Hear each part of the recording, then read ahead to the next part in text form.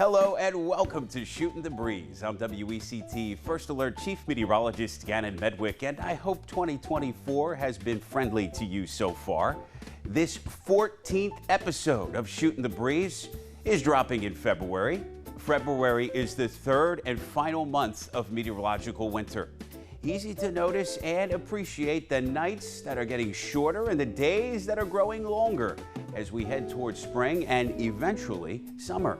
So let's have a trivia question on the matter. Just how much daylight will Wilmington have gained between the first and the last days of February? Does that sunrise-sunset differential yield A, 46 minutes, B, 50 minutes, C, 56 minutes, or D, a full 60 minutes more daylight? Well, I will shed light on that answer in just a few moments when we wrap up Shootin' the Breeze.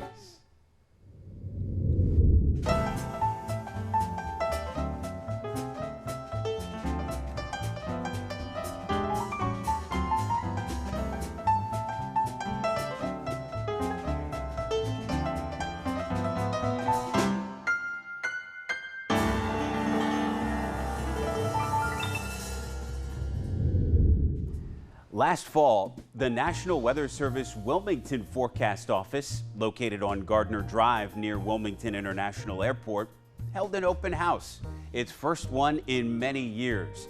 The First Alert weather team was thankful to have had a chance to take part, and it was cool to meet so many of you. One of the highlights of the open house was the delicate unveiling of Wilmington's original weather logbook. Official weather records for the port city date to Civil War Reconstruction, 1871 specifically. Temperature, wind, barometric pressure, humidity, and precipitation was diligently measured and charted every single day. Meteorologists also noted their maximum and minimum records as well as averages. Imagine calculating those averages month after month and year after year without the use of computers. A painstaking process. And speaking of meticulous processes, National Weather Service meteorologist Tim Armstrong told me the logbook will remain carefully preserved and also digitally archived. So the local historical weather treasures it holds will be accessible indefinitely. Like this gem, an observation of 82-mile-per-hour southeasterly winds as the eye of infamous Hurricane Hazel passed just west of the port city on October 15th of 1954. Hazel will no doubt be the subject of more Shootin' the Breeze content later on in 2024 as its 70th anniversary nears. In the meantime, the National Weather Service open house was a good way to reflect on the fine job forecasters, observers, and archivists have done to provide perspective on Cape Fear weather for centuries and still do today.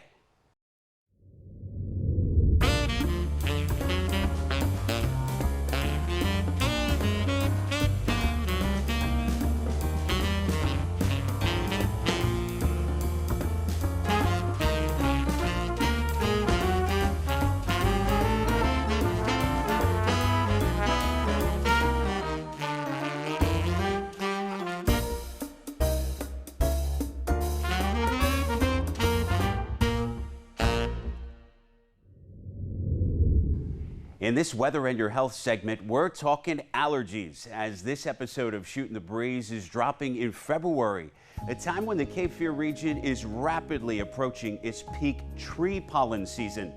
Early pollinating trees like juniper get cooking in wintertime before slowing down. Most trees in the Cape Fear region enter their peak pollination period in March and April before tailing off. Longleaf pines have a short but often explosive pollination period, usually in early April, but sometimes in March or late April, depending on how warm the early spring weather is.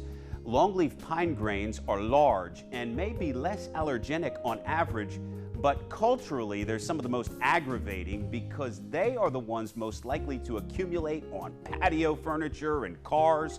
If you see a warm, sunny day in your first alert forecast in May, you might have a porch cleaning or car washing on your chores list because the longleaf pine pollination window is pretty much closed by then. If you know you have a tree pollen allergy, now's the time to get ahead of your symptoms and make sure you have therapies on hand. If you suffer from coughing, sneezing, wheezing, and watery eyes, and suspect you have a tree pollen allergy, you can schedule a test at a local allergist's office. It might just be your first step toward relief.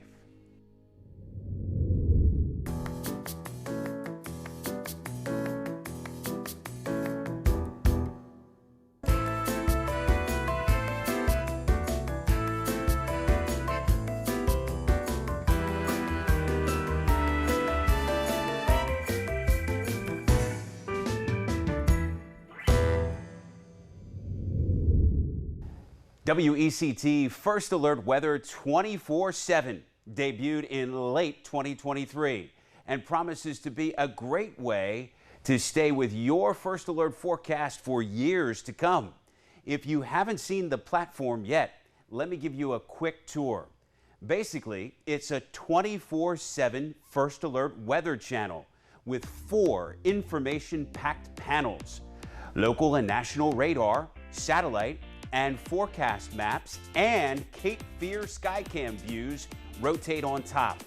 And current weather conditions and custom First Alert forecasts for Wilmington, as well as 23 regional towns and cities, cycle through the lower third of the screen. Music's not bad either.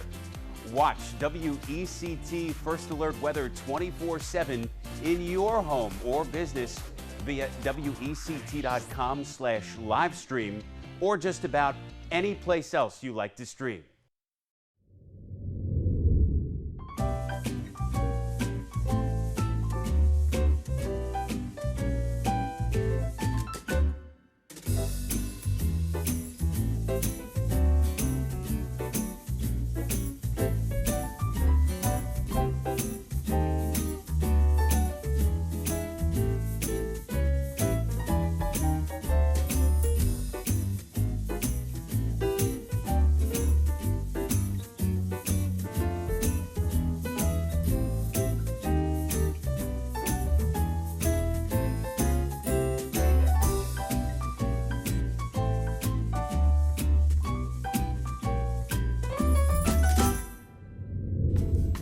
And one quick behind-the-scenes note.